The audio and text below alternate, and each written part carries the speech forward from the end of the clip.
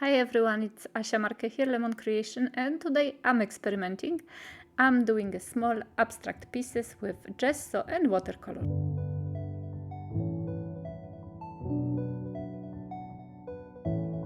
I don't recall that I ever done watercolors with gesso. Probably I did at some point, but on the small scale. So I decided to just go for it today and see how or what am I gonna create if I add gesso first to the page. And as you can see, I'm working in my grid journal, which is gonna be completely consecrated to the small grid abstract journaling. And I usually use watercolors because it's a watercolor journal. And I wanted to get a square one. And to be honest, the only one I found, it was on Temu, you know, this Chinese site. Temu, I think, and I bought it over there, and I'm actually very happy with it. You've seen how I'm doing my squares. I cut at some point the squares from the cardboard paper, and I use them always as my grid lines. And as you can see, my grid lines are actually very wobbly. So the lines are quite wobbly. They are not perfect, and that's what I like.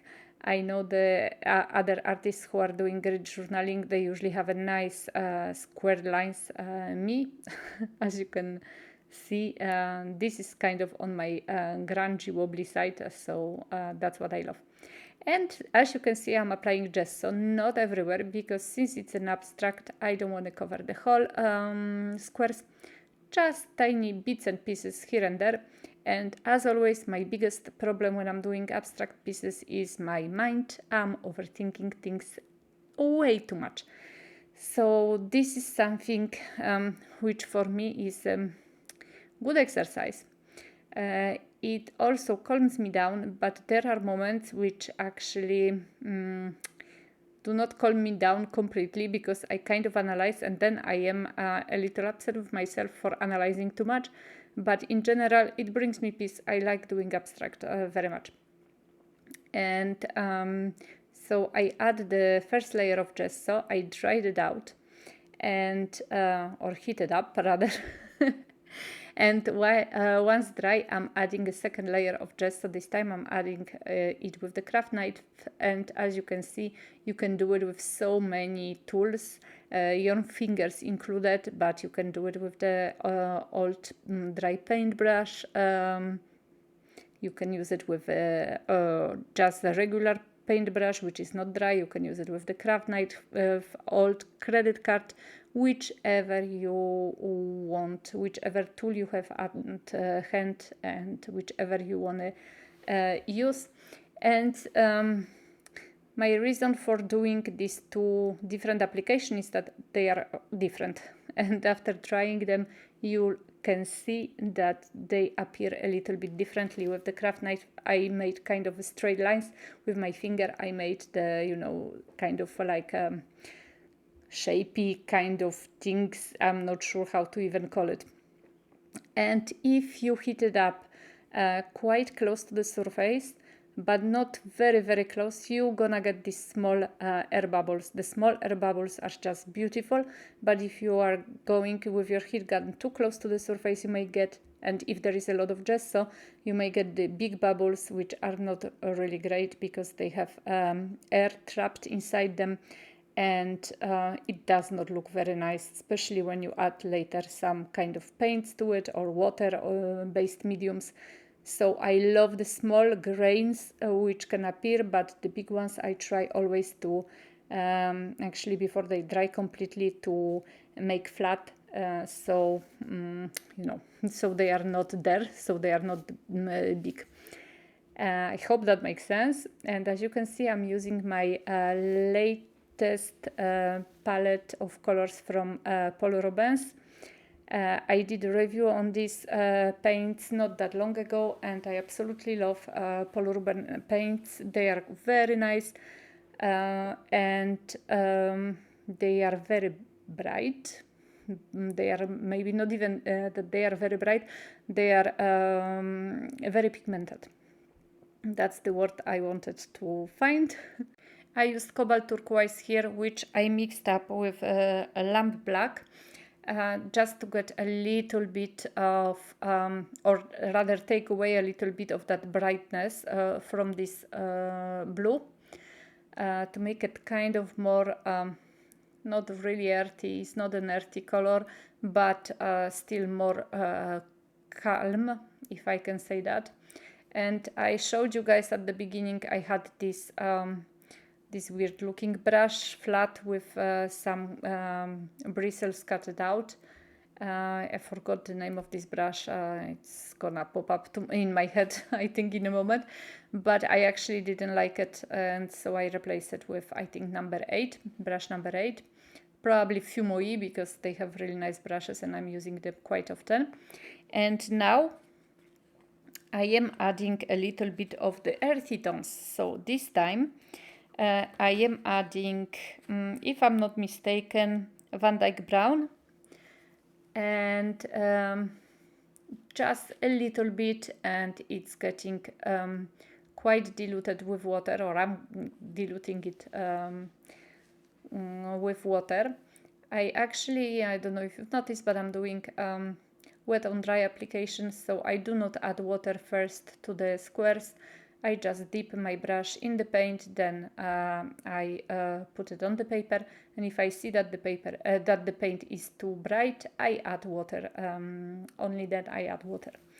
But I'm thinking that for my next project I will try still again maybe with a gesso or absorbent ground, but I'll try to add more texture and more color in the whole squares, so without leaving really too much of negative space. We'll see like that how it looks like, because with gesso and with the layers and texture you get with gesso application, especially if you apply it like I did, you know, when I got quite a lot of texture with this gesso, so it's by far not a smooth application.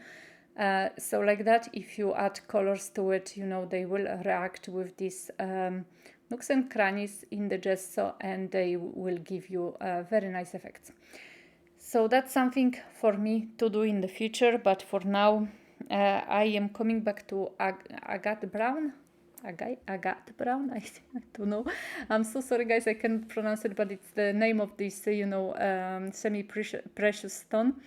And I'm adding a little bit here. It's almost like a kind of a quinacridone gold, I would say, and really nice, much brighter. I actually wanted for this page to be darker, to be honest. I don't know, I kind of wanted to be darker, and you'll see at the end I'm gonna be adding black also to the page, but even with the addition of black I did it so little because I was in my head very much, and I was overthinking it a little bit too much, and I was afraid that if I add too much of the black I'm gonna waste the page. So I did a little bit, and I decided to finish at that. And then now when I'm looking at the pictures, I'm thinking it's a very nice abstract still, but I wanted something different. So still something for me to do for the next time. And I don't add too much like, you know, 3D texture in this book, because I don't want, I just wanted to close nicely, but I decided still to add a little bit of stenciling with my Read Between the Lines stencil and the cream paste from Stamperia. And now I'm adding a little bit of ARTGRAF. I was wondering what should I choose. I could have go for woody stabilo, or I was thinking also about the watercolor black pencil, but I don't know, somehow this graph is quite nice to actually, you know, already the fact that it's shaped so differently, you know, you hold it in your fingers in a different way than you hold the pencil, for example. And so your movements are not necessarily that, I don't know, predictable, I'd say. But still, I am still overthinking it way too much. I could have done a little bit more with it. but then again it was quite hard also to add the color or the black in between those stencil lines. But because the graph is so still like, you know, sharp, the edges are so sharp, you can do it quite well. But you know, I've seen artists, you know, twisting it in so many ways, you know, writing with the edge, then writing with like almost half of the surface, and I find it super nice, and this is something I have to do, but I'm not sure that for the small grid journal it's the best way to do it. So here it was my mind overthinking, and I decided to just do few small lines. And as always, I'm happy with the addition of black because it's changing straight away so much the page, giving it a little bit of pop, a little bit of more visibility, giving this contrast which is so needed. At least for me, I really do need a contrast. I need something, you know, to be like really visible and to give this kind of the deepness, I think, to the art you are making or to the projects you are making. And so the good thing about ARTGRAF, of course, it's water soluble, so you can work really nicely with it, and even if it's dry, later you can come back and use the water on top of it, and it will react. Maybe not as good as the first time, but it will still react, which is super cool. And I'm using the brush, which is like, you know, well, as you can see, cutted is not a straight brush. Once again, I do not have a word for the brush. I need to learn that for once and for all. And I actually have a small cheat sheet for the brushes I'm using in my swatch journal, and I kind of forgot to have a look at it.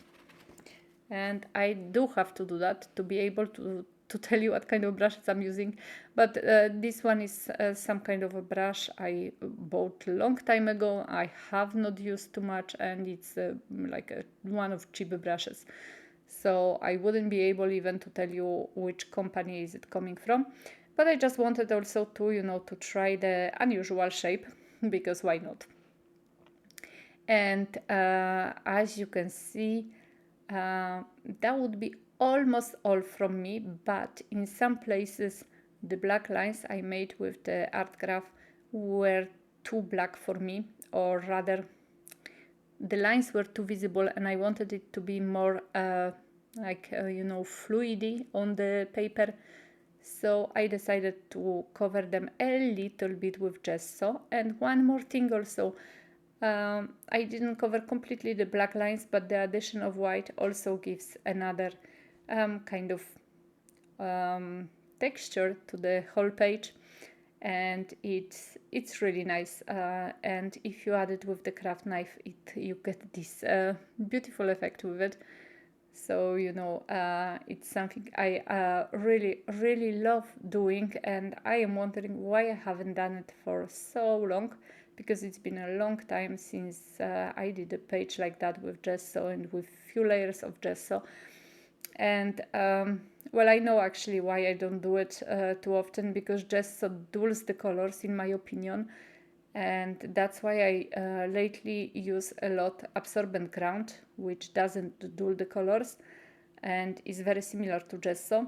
But you know, gesso has very good advantages also, and it's really nice to use for the projects.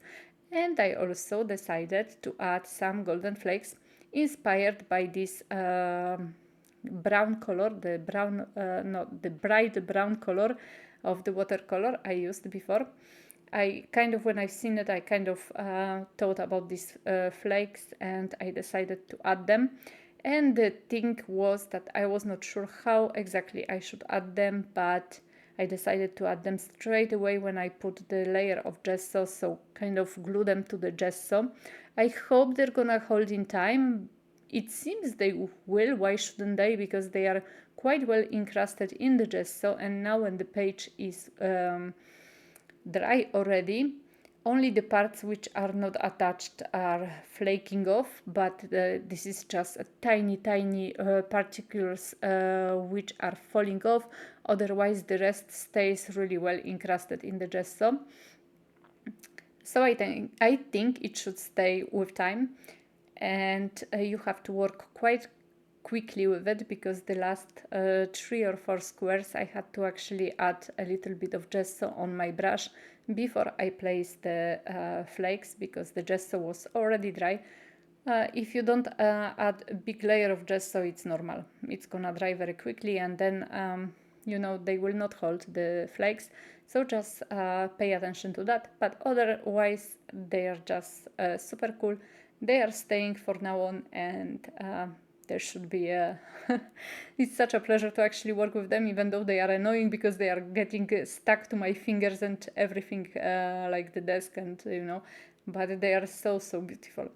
So guys, that's it. A little bit different my grid journaling this time, but I still love it. It's not what I planned at all. Well, not maybe at all, but it's not what I planned. But I hope you enjoyed this video. I hope I gave you some tips. And as always, I hope I'm gonna see you in my next video. Thank you so much for subscribing, for sharing this video. The YouTube algorithm is so hard, so every small click helps me so much. And as always, I'm very happy if you stop by and visit my shop. I have a Black Friday discount throughout the shop. Sending you big hugs. Thank you for watching, and see you soon.